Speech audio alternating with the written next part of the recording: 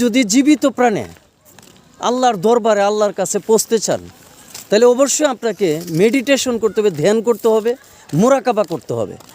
আর ধ্যান করতে গেলেই অবশ্যই আপনাকে আল্লাহর চেহারা দেখতে হবে, আপনাকে আল্লাহর চেহারা দেখেই ধ্যান করতে হবে। তাহলে বলতে পারেন চেহারা লাগবে কেন? কারণ আপনি না দেখলে ধ্যান করবেন কাকে?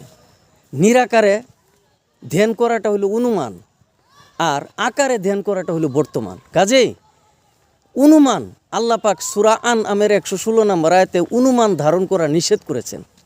তো কাজে আপনাকে বর্তমান পাইতে হবে, দেখতে হবে। তাহলে আপনি কিভাবে আল্লাহ পাকের চেহারা দেখবেন? কুলবুল মুমিনিন আরশে আল্লাহ, মুমিন ব্যক্তির কলবে আল্লাহর আরশ। তাইলে আপনি যদি একজন কামিল মুর্শিদের শরণাপন্ন হন, এখানে আপনি আল্লাহ পাকের চেহারা পেয়ে যাবেন। ধন্যবাদ।